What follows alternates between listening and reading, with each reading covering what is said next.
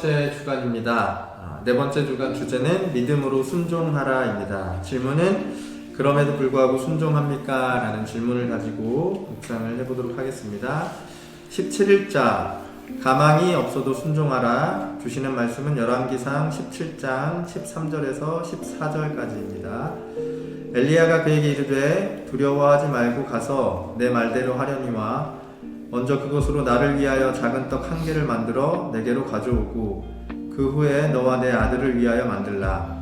이스라엘의 하나님 여호와의 말씀이 나 여호와가 비를 지면에 내리는 날까지 그 통에 가루가 떨어지지 아니하고 그 병의 기름이 없어지지 아니하리라 하셨느니라. 아멘. 열왕기상 17장은 하나님이 이스라엘 땅에 큰 가뭄을 내리신다는 말씀으로 시작합니다. 엘리야가 아합에게 말하되 내가 섬기는 이스라엘의 하나님 여호와께서 살아계심을 두고 맹세하노니 내 말이 없으면 수년 동안 비도 이슬도 있지 아니하니라 하니라. 이 땅에 큰 기근을 너 때문에 내린다는 말을 들었을 때 아합 왕의 기분이 어땠겠습니까? 자신의 나라에 큰 가뭄이 들어서 농작물은 구경도 못할 것이라는 저주를 듣는다면 왕이 노하는 건 당연한 반응입니다. 그래서 아합 왕은 그 말만 전하고 도망가버린 엘리야를 찾으라는 명령을 내립니다. 물론 엘리야는 하나님께서 하시는 말씀을 전하는 것에 두려움을 느꼈을 겁니다. 그 상대가 나라의 왕이었고 게다가 이전의 어떤 왕보다도 악했기 때문입니다. 가장 악한 왕이기에 하나님의 심판의 메시지를 전하는 것이지만 또 같은 이유로 자신을 죽일지도 모른다는 두려움도 컸을 것입니다. 그러나 엘리야는 하나님을 신뢰했기에 하나님의 명대로 순종해 말씀을 전했습니다. 고난 중에 엘리야의 모습을 보면 하나님의 보호하심과 신실하심을 발견하게 됩니다. 아합 왕이 엘리야를 찾으려고 명령하여 위협할 때 하나님께서는 엘리야를 그리 시내가라는 곳으로 인도하셨습니다. 그리고 예비하신 까마귀를 통해 엘리야에게 먹을 것을 가져다 주십니다. 가뭄이 더욱 심해져서 그리 시내가의 물마저 다 마르자 이번에는 엘리야를 사람에게 보내십니다. 사르밧이라는 곳으로 가서 한 과부를 찾아가면 그녀가 엘리야를 먹여줄 거라 하십니다. 하지만 이는 까마귀보다 못한 방법입니다. 우선 사르밧은 이방인들의 지역입니다. 유대인의 목회자인 엘리야가 이방인 지역으로 간다는 것도 못마땅한데 거기다가 가난한 과부에게 가라고 하십니다. 너무나 부담스러운 일입니다. 하지만 엘리야는 순종의 사람입니다. 하나님을 신뢰하며 순종함으로 사르밧의 과부를 찾아갔습니다. 그러나 가보니 엘리야에게 줄 음식은커녕 자신들도 먹을 게 전혀 없는 상황이었습니다. 하지만 엘리야는 하나님께서 이 과부를 통해 자신에게 공급하리라고 약속하신 그 신실함을 신뢰했습니다. 그래서 과부에게 말합니다. 두려워하지 말고 먼저 그것으로 나를 위하여 작은 떡 한 개를 만들어 내게로 가져오고 그 후에 너와 내 아들을 위하여 만들라. 여호와가 비를 지면에 내리는 날까지 그 통의 가루가 떨어지지 아니하고 그 병의 기름이 없어지지 아니하리라 하셨느니라. 엘리야의 말을 듣고 과부는 순종합니다. 엘리야의 강력한 순종과 확신에 과부도 믿음이 생긴 겁니다. 엘리야와 같은 한 사람의 영향력이 얼마나 중요한지를 성경이 보여주고 있습니다.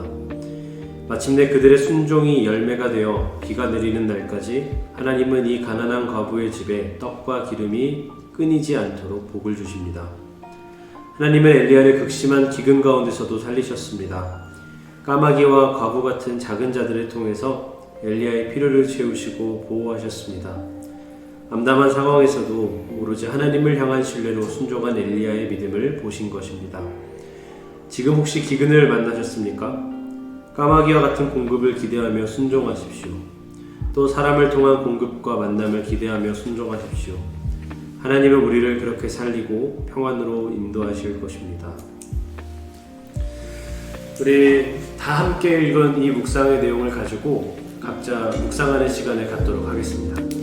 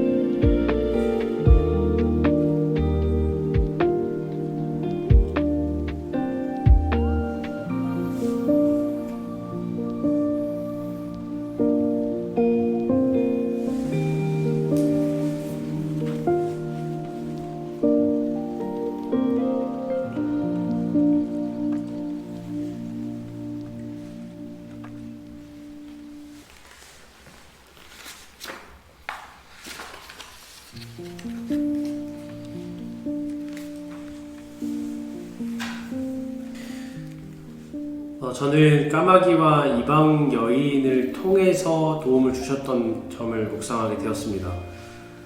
제가 최근에 아무래도 청년이고 이제 막 사회생활을 시작하고 또 이제 사역을 시작하다 보니까 경제적으로 또 심리적으로 적금 붓고 청약하고 나면 생각보다 남은 것이 많이 없습니다.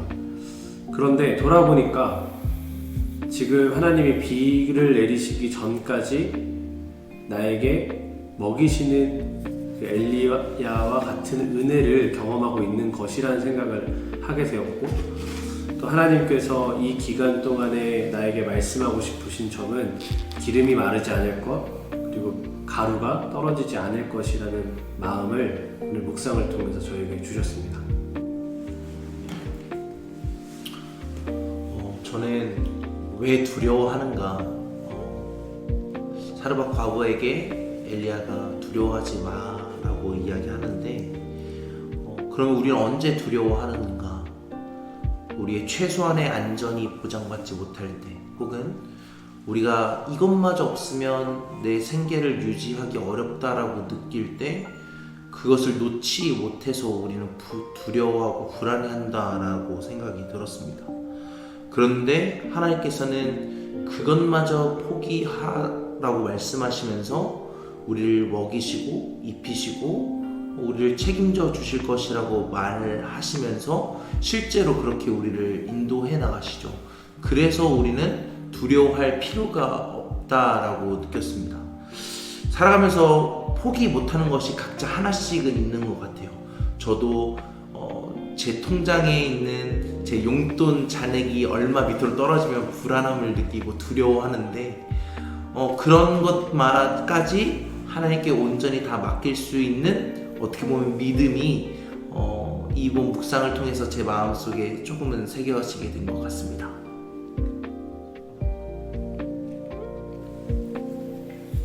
저는 이제 엘리야를 보면서 이 사람이 진짜 만약에 성격으로 따지면 내성적이고 참 겁쟁이였겠다는 생각이 들었어요.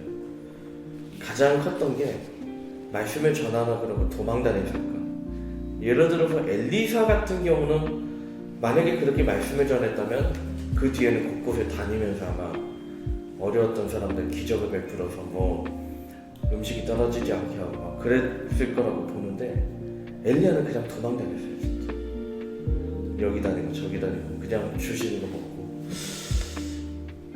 겁이 많이 있었을 것 같아요. 그런데 이 엘리야가 잘했던 한 가지는 그냥 하나님이 전하라고 하면 전하고 여기 가라고 하면 여기 가고, 그거 하나 잘했던 것 같아요.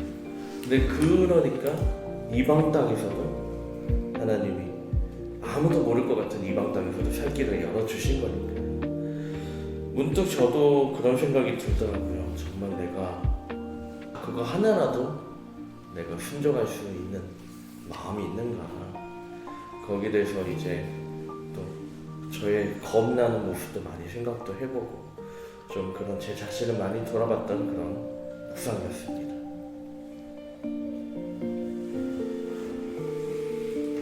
네, 저는 가망이 없어도 순종합니다. 이 제목을 가망이 없어서 순종합니다 라고 이렇게 읽으니까 은혜가 되더라고요. 과부가 순종을 하잖아요. 근데 예를 들어서 과부가 한 달치 정도 먹을 게 있으면 그거를 엘리야가 갑자기 그걸 다 나한테 내놓으면 이게 마르지 않을 겁니다 라고 하면 저 같으면 아직 한 달은 여유가 있으니까 내가 해볼만 한데 라는 생각이 들어서 오히려 순종을 못했을 것 같아요. 그래서 가망이 없어도 순종하는 게 아니라 가망이 없었기 때문에, 당장 그들도 먹을 게 없었기 때문에 오히려 더 순종의 자리로 나아갈 수 있지 않았을까. 그래서 결론으로 정리를 하자면 가망이 없어서 다행이다. 그게 은혜고, 그렇기 때문에 하나님이 우리에게 필요하고, 그런 묵상을 이번에 좀 하게 됐던 것 같습니다. 네, 저는 오늘 엘리야의 모습을 보면서 엘리야가 사실 권중 목사님 말씀하신 것처럼 그렇게 담대하고 대담한 사람이 아니다라는 생각이 들었습니다. 도망다니는 모습도 그랬고, 그런데 그럼에도 불구하고 하나님이 명하시는 대로 행동을 한 것에 있어서 그 근원에 그 순종 뒤에는 늘 하나님을 향한 신뢰와 확신이 있었다는 생각이 있었습니다. 도망다닌 이유는 인간적인 자신의 모습의 연약함을 인정하는 모습이라고 보였고, 그러나 그럼에도 순종을 한 것에는 신뢰와 확신이 있다는 생각이 들었어요. 하나님께서 그렇게 하시면 그렇게 될 것이다.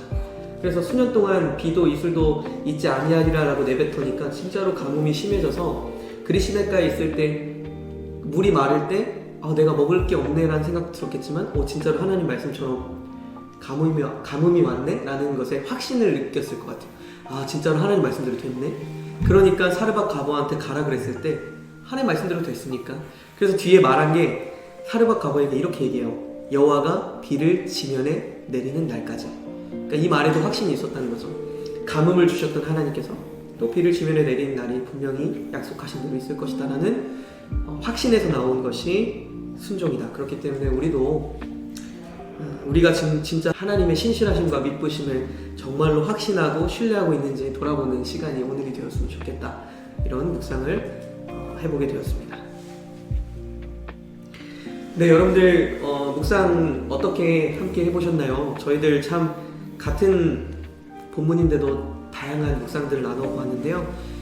여러분들 이 시간들 안에 머물지 마시고 오늘 하루 묵상하신 대로 살아보는 그런 순종의 하루가 되기를 소망합니다. 우리 함께 묵상기도 읽겠습니다. 하나님, 아무런 희망이 보이지 않을 때 먼저 말씀의 끈을 잡게 하옵소서. 아무런 길이 보이지 않을 때 말씀이 이끄는 대로 순종하게 하옵소서. 절망에 주저앉지 않게 하시고 그저 말씀의 길대로 순종하며 가게 하옵소서.